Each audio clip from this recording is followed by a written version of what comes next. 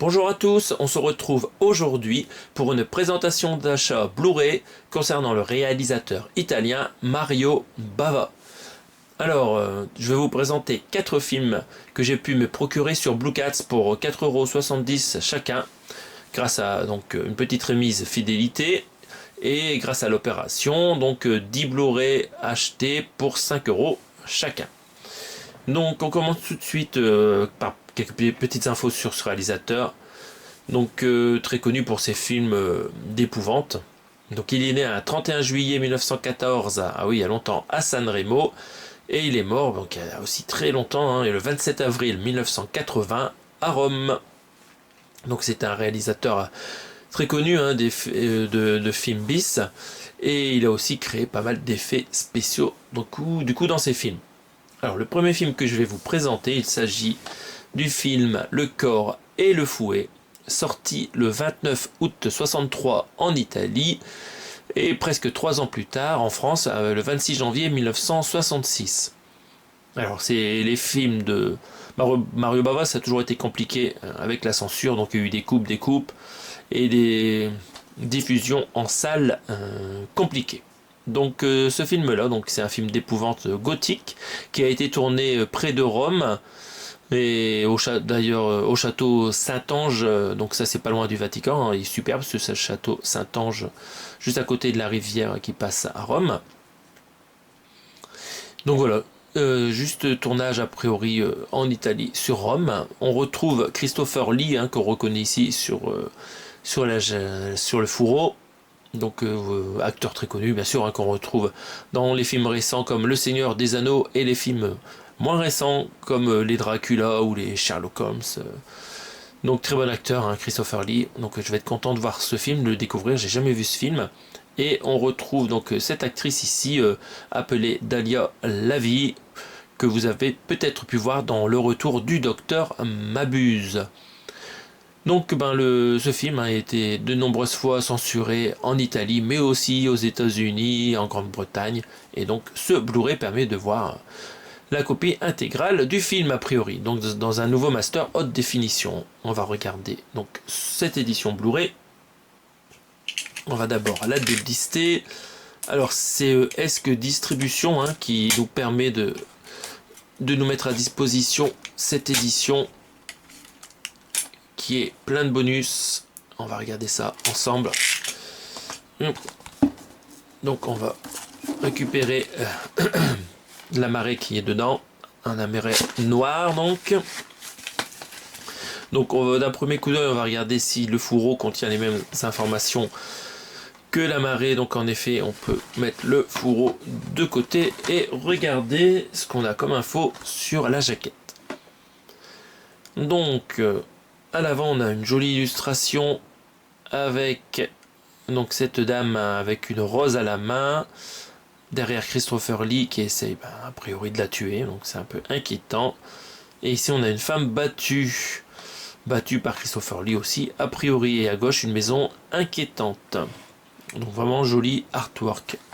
En haut recto, donc sur la tranche vous avez le titre du film et le logo Blu-ray et le logo du distributeur ESC. Et à l'arrière donc pas mal d'informations et quelques photos issues du film.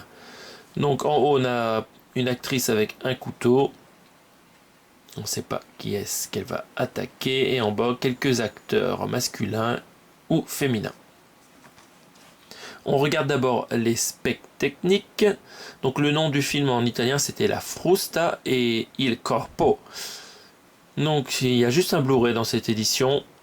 Il existe peut-être un digipack avec un DVD à me loger. Pour 5 € je suis content d'avoir l'édition simple Blu-ray.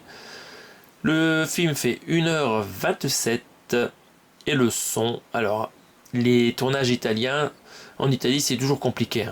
Il y a parfois des bouts tournés en italien avec les acteurs italiens, d'autres bouts en anglais avec les acteurs anglais, et tout ça finit avec du doublage, même du redoublage dans des acteurs italiens en italien s'il faut, si le son n'est pas bon.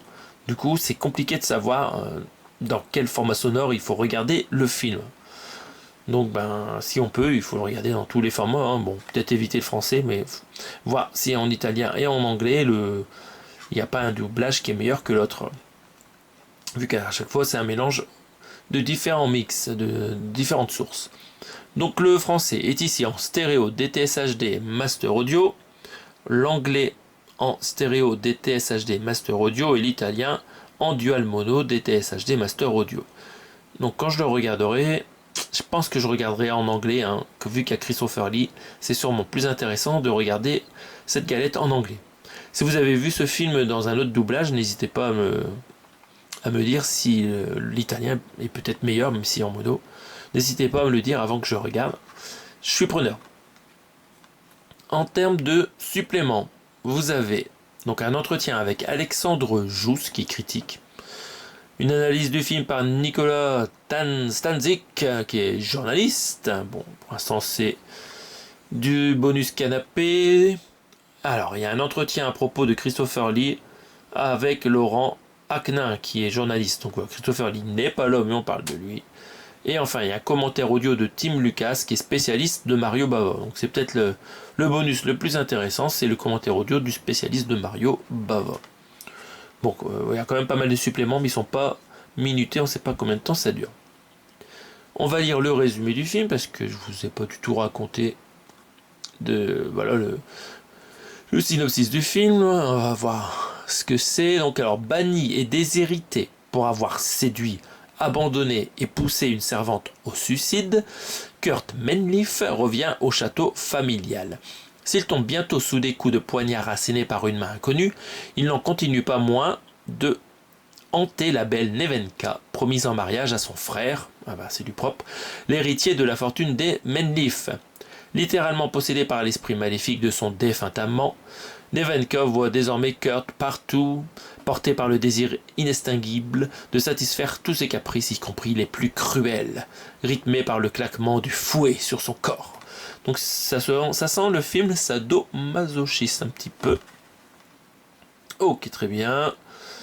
On va pas dire le petit retour par rapport aux qualités de ce film ici. On se laisse la surprise.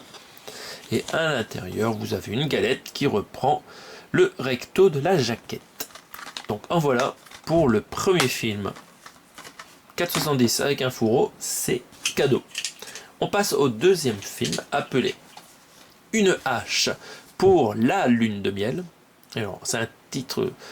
En français, ça aurait été plus sympa d'appeler ça Une hache pour lune de miel, mais bon, ils ont mis pour la lune de miel.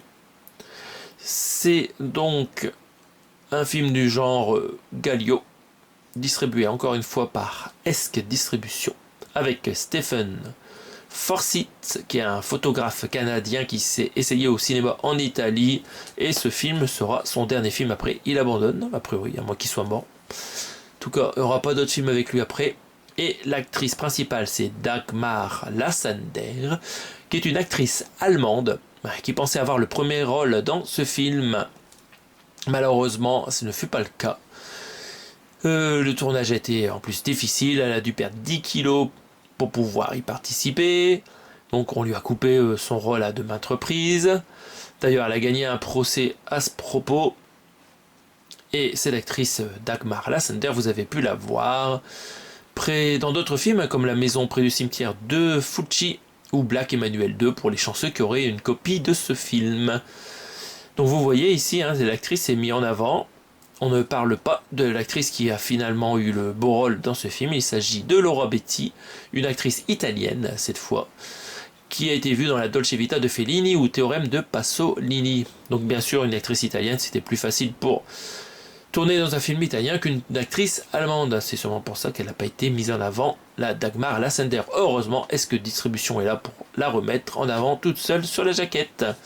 Vous voyez les crédits ici, souvent, c'est des termes légaux qui font qu'on voit que 2 acteurs ici sur la jaquette. L'éditeur n'a pas le choix que de mettre ces acteurs-là en avant, pour pas devoir non plus avoir d'amende. Ce film a été tourné à Barcelone de septembre à octobre 1968 dans la villa de Francisco Franco du Palais Royal de Pedralbes. Je pense pas l'avoir visité ça à Barcelone. Et aussi au studio Balcazar de Barcelone pour les intérieurs par exemple. Et après il y a eu quelques tournages aussi à la Villa Frascati à Rome pour plus de facilité. Donc ce film est sorti en Italie un 2 juin 1970 et en France 4 ans plus tard, un 19 juin 1974. Voilà, de nombreux problèmes de distribution pour ces films. Donc c'est parti, on va regarder ensemble cette édition.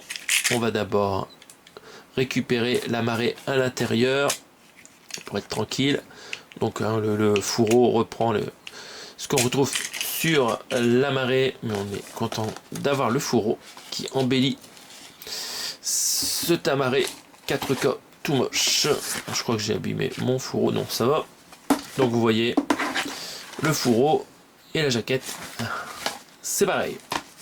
On enchaîne. Donc l'avant, l'illustration on n'en a pas parlé, mais on voit l'acteur ici. Et il y a 2 ronds, je ne sais pas ce que c'est, des lunettes, un canon d'un revolver peut-être, je ne sais pas. Je ne vois pas de hache en tout cas ici à l'avant. Sur la tranche on retrouve, cette fois-ci, ici c'est une collection Maria Bava qui est écrit en haut, mais c'est à peu près la même chose que l'autre disque. Ils ont inversé des choses, vous voyez les logos en bas ils ont été inversés. Et en haut, il y a Mario Bava qui apparaît alors qu'avant il n'y avait pas Mario Bava. Donc ils ont pris un autre stagiaire en gros, qui n'a pas repris le même artwork. À la rigueur, on va regarder les specs techniques d'abord. Donc vous avez un film qui fait 1h24 avec comme langue du français mono 2.0 Dolby Audio, c'est du Dolby Digital pour moi, de l'anglais mono 2.0 Dolby Audio et de l'italien mono 2.0 Dolby Audio. Je suis étonné qu'il n'y a pas du DTS HD Master Audio, c'est écrit DVD d'ailleurs. Alors c'est un Blu-ray, et là ici ils ont écrit DVD, le stagiaire a fait une belle connerie. Sur la première galette c'était bien écrit Blu-ray sur la jaquette, et ici c'est écrit DVD. Donc le stagiaire a fait de la merde, donc c'est du Blu-ray et c'est sûrement pas du Dolby Audio. C'est sûrement du 2.0 mono DTS HD Master Audio mais ça sera à vérifier lors du visionnage. Sous-titre français, donc voilà, encore une fois là, les langues sont à la même enseigne en termes de qualité technique. À voir si je regarde en italien ou en anglais. Ça sera peut-être en italien du coup pour bénéficier de la langue de l'actrice principale. Donc la mariée était en rouge, on va lire le petit résumé. Héritier d'une maison de couture qu'il sauve de la faillite, John Harrington présente le profil d'un individu équilibré. Ça commence bien. Des apparences trompeuses, car sous l'emprise d'un traumatisme remontant à l'enfance, il cède à ses pulsions meurtrières dès qu'une femme en robe de mariée entre dans son champ de vision. C'est marrant ça. Coupable d'une dizaine d'assassinats, il tente toujours de se dominer. Il peut abandonner s'il a déjà tué 10 personnes. En vain, car déjà tueur de belles clientes et de sa propre épouse, il voit désormais partout le fantôme de cette dernière.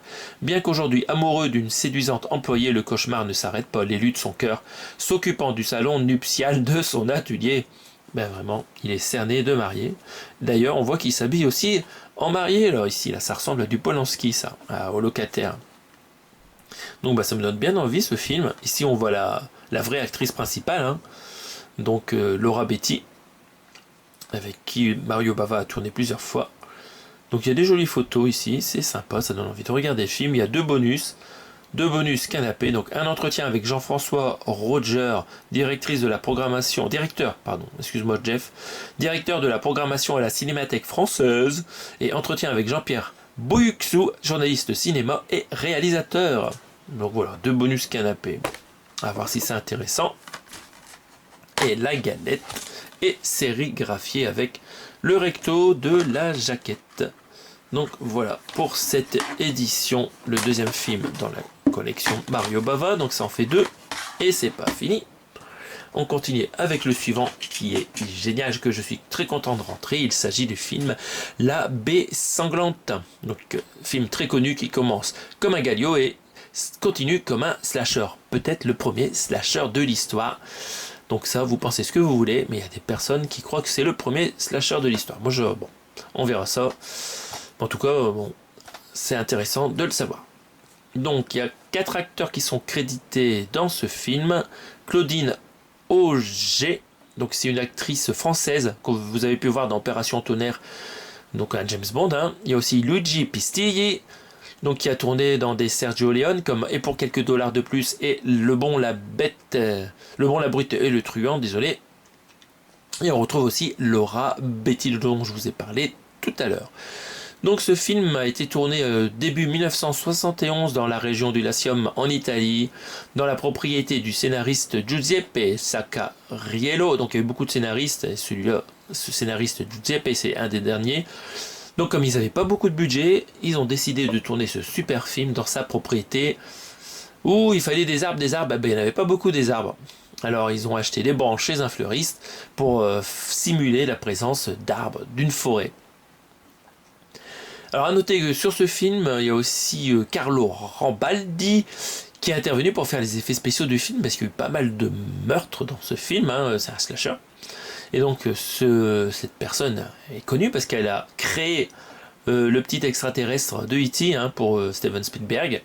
Il a aussi fait la marionnette de King Kong en 1976, Alien dans 1979 ou Les Vers de Dune en 1984. Donc super... voilà, créateur d'effets spéciaux, Carlo Rambaldi. On va regarder ensemble cette édition amarrée, aussi chopé à 4,70 chez Blue Cats dans ses OP. Sinon, le film est à 6 euros. Si vous voulez juste avoir ce film, c'est pas cher. Ouais, les frais de port, il suffit d'acheter 30 euros de film pour avoir une livraison mondiale grelée gratuit. Vraiment, c'est pas cher. Hop, c'est débisté. Donc pas de fourreau cette fois-ci. Donc ici on retrouve donc un joli artwork de ce film avec une dame qui sort de l'eau de la baie sanglante avec un couteau, une machette sous la gorge. Ce film a eu de nombreux noms différents en Italie comme Reazione a catena ou Ecologia del delitto. Voilà, parce qu'a priori ce film donne une bonne part à la nature paisible par rapport à l'agressivité de l'humanité. Joli artwork. Ici on retrouve la collection Mario Bava qui est indiquée en haut et le logo de Blu-ray et de ESC en bas comme le disque précédent. Donc au moins là on a une continuité par rapport au deuxième disque présenté. C'est bien. À l'arrière vous avez quelques photos du film. Donc on voit quelques acteurs, donc ici a priori on voit 3 fois le même, un monsieur et quelques dames. On a un petit résumé du film ici, donc c'est un Galio poétique. On va d'abord passer à l'aspect technique, donc c'est bien écrit Blu-ray cette fois, le film fait 1h21. En français vous pourrez retrouver du 5.1 DTS HD Master Audio, voire de la stéréo. Donc on est gâté en français. Malheureusement en anglais c'est que du stéréo 2.0 DTS HD Master Audio. Et en italien c'est que du mono 2.0 DTS HD Master Audio. Mais peut-être le mono original dans ce film. Alors on a une française, des italiennes. Je sais pas dans quelle langue il faut regarder ce film. À voir. Voilà les bonus. Analyse de séquence par Mathieu Macheret qui est journaliste. Entretien avec Gérard Laine qui est critique cinéma et écrivain. Et analyse du film par Nicolas Stanzik qui est journaliste. Voilà, encore du bonus canapé a priori, mais c'est peut-être intéressant à voir. On regarde le résumé rapidement. Donc c'est un Galio poétique, onirique et obsédant de Mario Bava. La vieille comtesse Frédérica est brusquement arrachée à son fauteuil d'invalide et pendue par son mari qui à son tour meurt sous les coups de poignard d'un mystérieux assassin. Ça commence bien. 4 jeunes gens venus se divertir pénètrent par effraction dans la villa. Bobby, Jimmy, Pipi. Pendant que l'une des filles se baigne nue dans la baie et se retrouve la gorge tranchée, un garçon et une fille désirant faire l'amour se retrouvent épinglés au lit par une anse. Comme des fameux slashers qui ont repris ce genre de scène après. Dans cette ambiance étrange, un architecte serait l'artisan de cette machination. Excellent, excellent, ça donne bien envie de regarder ce film. Et on retrouve en sérigraphie le recto, un petit zoom sur le recto de l'avant qui est pas mal. Donc voilà, un superbe film. Et ça continue avec Mario Bava, avec le dernier film. Alors je vous ai pas dit les dates de sortie du précédent film. On y retourne. La baie sanglante, c'est sorti à 8 septembre 71 en Italie et 2 ans après en France, le 3 mai 1973 au Festival international du film fantastique d'Avoriaz. Je suis pas sûr qu'il soit sorti en salle du coup après. Alors on passe au dernier. Il s'agit de Lisa et le Diable, avec Elke Sommer et Telly Savalas. Alors, concernant les acteurs, Telly Savalas, vous avez pu le voir dans Kojak, voir James Bond ou Le Prisonnier d'Alcatraz. Donc, très bon acteur avec un visage incroyable que tout le monde retient. Et on retrouve aussi donc Elke Sommer qui a joué dans d'autres films de Mario Bava, dont le succès Baron Vampire. Donc ce film, que dire de ce film? Déjà c'est du genre épouvante et fantastique. Il a été tourné de septembre à novembre 1972 en Espagne, sur Tolède et Madrid, et aussi quelques scènes à Rome ensuite, donc en Italie. Alors, on va parler de ce film. Alors, la première version du film Lisa et le Diable est sortie en France le 9 mai 1973 lors du marché du film de Cannes, de 73 du coup, et ça fait un flop. Et après, il a été revu au Festival d'Avoriaz en janvier 1974. Alors, ça sort pas en Italie, a priori, ça sort juste en Espagne. Il y a eu énormément de censure. Alors, comme ce film n'a pas été beaucoup exploité, le producteur italien qui avait déjà travaillé avec Mario Bava sur Baron Vampire, donc il s'appelle Alfredo Leone, il propose à Bava, suite au succès de L'Exorciste en salle en 1974, de modifier le film pour rajouter des scènes supplémentaires d'exorcisme au début et à la fin pour en garantir le succès. Et donc Mario Bava, je pense qu'il a accepté du coup, vu qu'on a toujours besoin d'argent, puis ce film il n'avait pas été beaucoup vu. Donc il a dit banco, et le personnage d'exorciste a été interprété par Robert Alda. Donc voilà, ça c'est ma version. Peut-être que cette nouvelle version qui s'appelle La Maison de l'Exorcisme n'a pas été validée. Alors, en tout cas, ça n'a pas été validé par le réalisateur, mais il a quand même peut-être accepté que ça soit fait. Et du coup, cette nouvelle version est sortie en Italie le 2 avril 1975 et en France le 28 septembre 1977. C'est incroyable les décalages de temps entre la réalisation du film, le début du tournage, et les sorties au cinéma. Donc dans cette édition, vous avez les deux versions du film, c'est assez génial. Pour 4,70 €, je suis gâté. Donc je regarderai d'abord la première version, et après on passera, un jour on regardera la deuxième. Je sais pas si c'est possible de regarder les deux d'affilée, à voir. Puis c'est peut-être bien de mater le film, juste après avoir revu L'Exorciste, pour voir ce qu'ils ont pompé comme idée sur le film L'Exorciste. Hop. On débliste ça. Alors là, vous voyez, c'est un amarré bleu. Mais c'est toujours Esque Distribution qui nous sort ça. Donc, encore une fois, c'est un autre artwork sur la tranche. Il n'y a plus de collection Mario Bava. On retrouve ici le logo Blu-ray disque en bas et le logo Esque disque en haut pour changer. Et le fond, et encore une fois, on retrouve du gris, comme l'ancienne version.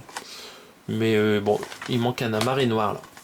En même temps, c'est du vert bleu, ça passe. Alors, Lisa et le Diable. Hop là. Donc, on va regarder l'illustration qu'ils nous ont mis à l'avant. Donc, on voit beaucoup d'acteurs et actrices ici en illustration, en dessin. Je ne saurais pas repérer qui est qui. C'est-à-dire, c'est pas des acteurs très connus. Sur la tranche, on en a parlé. C'est assez simple. Et à l'arrière, on commence par les specs techniques. Donc le titre en italien s'appelle Lisa et il Diabolo. Et en termes de langue, vous avez de l'anglais mono 2.0 DTS HD Master Audio, de l'italien en mono 2.0 DTS HD Master Audio et aussi le français en mono. Pareil. Donc pour le film le plus récent, c'est bizarre d'avoir que du mono, c'est dommage. Durée du film 1h35. Et pour le film en durée longue, et est-ce que voilà, ça c'est le film version longue 1h35, parce que il y a aussi la version courte qui fait 1h31, et en termes de langue, vous retrouvez sur la version courte du mono aussi, en 2.0 DTS HD Master Audio mono avec le sous-titrage français bien sûr. Donc il y a plus que 4 minutes de différence, c'est bizarre. Parce que d'après les informations du net, il y a 30 minutes de différence, et là c'est indiqué que 4 minutes. Alors il y a peut-être une erreur sur la jaquette. Si vous êtes au courant des vraies durées du film, n'hésitez pas à me le dire, parce que je suis déçu si le film ne fait pas 30 minutes de plus. Alors, regardons les suppléments avant de lire le résumé du film. Donc on a un entretien autour du film avec Bruno Terrier, gérant de Metaluna Store Paris. Et bah c'est bien, ça me permettra de faire connaissance de ce monsieur. Sa boutique, on en parle énormément sur YouTube. Il y a eu la bande-annonce du film, la bande-annonce du deuxième film, La Maison de l'Exorcisme, et une bande-annonce sur la collection Mario Bava. Donc en termes de bonus, c'est assez pauvre, hein. Il n'y a que Bruno Terrier qui sort de son terrier pour nous parler du film. Merci à lui. On va lire le résumé du film. Entre rêve et cauchemar, le dernier chef-d'œuvre de Mario Bava.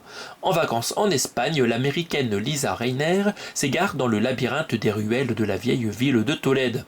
Alors la ville de Tolède, elle est magnifique, j'ai visité il y a pas longtemps.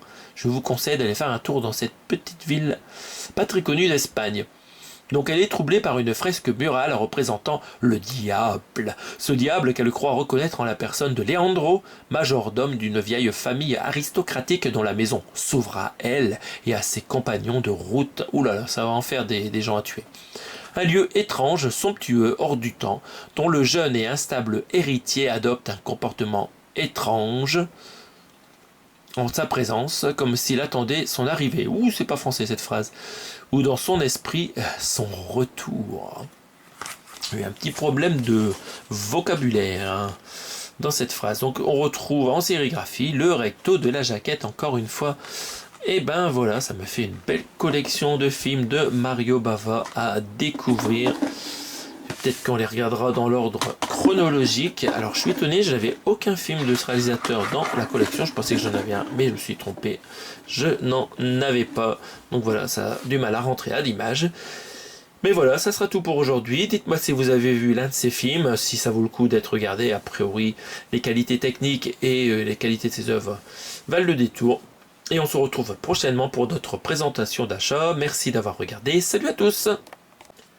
Ne partez pas tout de suite, je vous fais un retour à l'instant de mon visionnage du film Le corps et le fouet. Je profite que la vidéo n'est pas encore en ligne pour vous rajouter ce bonus. Donc on va faire le tour de mon ressenti suite au visionnage.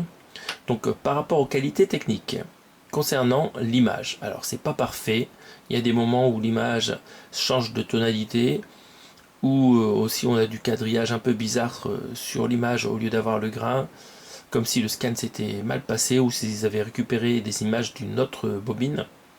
Donc voilà, qualité image, on va donner une sorte de 15 sur 20 pour ce vieux film. Voilà, je pense qu'il y a moyen de mieux faire, hein. D'ailleurs, il y a des scories de temps en temps sur certains plans. Donc il y a même un plan qui a été utilisé plusieurs fois, où on voit la mer et on retrouve le même cheveu tout en haut. Ils auraient pu l'enlever lors de la fabrication du nouveau master, hein. Ça c'est plutôt facile, hein. Avec un petit pinceau repassé sur les cheveux, sur une zone bleue de ciel, ça aurait été facile de corriger ça, mais bon, donc voilà, l'image n'est pas parfaite, mais c'est quand même pas mal pour ce vieux film. Côté son, bah, c'est un peu la même histoire. On entend parfois des problèmes sur la bande son, donc des bruits un peu bizarres, mais sinon c'est très correct. Bon, c'est du mono, mais ça retranscrit bien les passages qui font peur, hein. C'est des moments les plus importants, donc avec des voix, il y a des moments d'action avec du feu, des coups de fouet, bien sûr c'est du bruitage d'époque, donc c'est pas tout le temps très réaliste, hein. C'est un peu trop accentué, hein, comme les bruits de fouet, c'est très fort par rapport à ce qu'on voit à l'image, mais c'est pas mal. Donc les effets spéciaux sont plutôt bons. Bon, il y en a des milliards, hein, donc il y a plusieurs scènes de coups de fouet qui est bien réalisé. Et après, il y a des moments où on a un cadavre qui brûle. C'est pas mal, franchement, pour l'époque. C'est très satisfaisant pour le petit budget qui a été alloué pour faire ce film. Franchement, c'est top. La lumière est vraiment splendide. Sur les plans, on a la lumière qui change à plusieurs moments dans un même. Dans le même travelling par exemple, donc il y a des scènes de couloir où la caméra fait des mouvements incroyables de rotation et après de recul, et on a donc on voit la photographie est excellente, ça change de couleur suivant l'endroit du couloir, c'est vraiment top. Donc voilà, côté image, bon, je trouve que c'est pas mal. Les effets spéciaux, ben, ça passe bien, hein, les effets spéciaux d'époque, donc c'était réalisé avec une vitre transparente et un dessin dessus, un matte painting. Par exemple, il y a un château gothique dans le film. C'est un faux château. Il a été rajouté grâce à un effet spécial avec une vitre. Et donc on a l'impression du coup qu'il y a un château en haut d'une falaise au bord de la mer. C'est vraiment incroyable. Ça met vraiment une belle ambiance, ambiance gothique. Concernant le film, donc ça raconte donc l'histoire d'un homme qui revient chez lui après qu'il soit parti parce qu'il a eu un problème avec son ex-amante qui s'est suicidée. Et donc il n'est pas le bienvenu dans cette maison, mais il revient quand même. Et en fait, il aime quelqu'un d'autre qui aime ses coups de fouet. Donc c'est une relation sadomasochisme. Donc on voit pas grand chose à l'image, mais il y a quand même une scène de simulation d'orgasme qui a pu étonner à l'époque. Mais voilà, il n'y a pas de scène de nu dans ce film. C'est vraiment suggéré. Donc c'est pas mal fait. Les scènes, donc les acteurs sont très bons. Christopher Lee est vraiment super.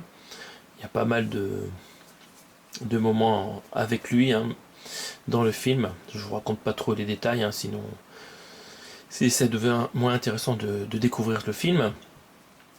Donc les actrices, même si parfois elles crient un peu trop, ça reste correct. Elles sont angoissantes, elles sont belles et angoissantes, les deux à la fois, un peu sexy aussi. Donc voilà, c'est assez plaisant ce film. Alors après, en termes de budget, c'est un petit budget, donc il y a beaucoup de scènes qui se passent au même endroit. Mais ça passe, voilà. Il faut être un peu en forme pour regarder le film, sinon vous allez peut-être vous endormir. Parce que bon, c'est beaucoup plus lent qu'un film actuel. Le rythme est parfois un peu contemplatif. Mais voilà, ça se regarde, ça fait 1h30, donc ça se regarde bien. Et les acteurs, franchement, tous très bons. Et on se demande comment va se finir le film, donc on est surpris à la fin du film, c'est pas mal. Donc voilà, je pense que j'ai fait le tour de ce qui m'a plu et m'a un petit peu déplu dans le film. Donc voilà, ce qui a déplu dans le film, il n'y a pas grand chose, c'est un peu lent. Voilà, c'est un film d'époque. Non, donc très bonne surprise et le film il vaut le détour, surtout pour tous les mouvements de caméra que Mario Bava utilise pour mettre en scène l'histoire. C'est vraiment magnifique. On retrouve plus beaucoup ça dans les films actuellement. Alors peut-être qu'il utilise un peu trop les zooms et les dézooms dans le film. Et encore, il paraît que c'est pas le pire des films concernant l'utilisation de cette technique. Mais bon, c'est un des premiers à utiliser donc le zoom et le dézoom dans les films. Et franchement, ça rend très bien, ça met du rythme, ça ajoute de la frayeur dans ce qui se passe. J'ai bien aimé tous ces effets. Voilà. Donc c'est vraiment très intéressant. Et j'ai regardé un des bonus qui racontait un peu les façons de travailler de Mario Bava. C'est aussi très intéressant. Bon, c'est un peu mieux qu'un bonus canapé où ça raconte rien. C'est pas mal. Et il reste encore d'autres bonus à visionner. Donc voilà, moi j'ai fait un petit peu le tour de ce visionnage. Il m'en reste 3 à regarder. La baie sanglante, bon, c'est vraiment celui des 4 qui me fait le plus envie. Mais bon, on va essayer d'aller dans l'ordre pour apprendre à connaître ce réalisateur qui a évolué, il n'a pas tout le temps fait la même chose, mais qui a bien aimé aussi réutiliser les techniques qui ont bien fonctionné dans ses films. Donc voilà, j'espère que mon avis vous a un petit peu intéressé. Mais sinon, je vous laisse là et on se retrouve pour d'autres présentations d'achat. Salut à tous!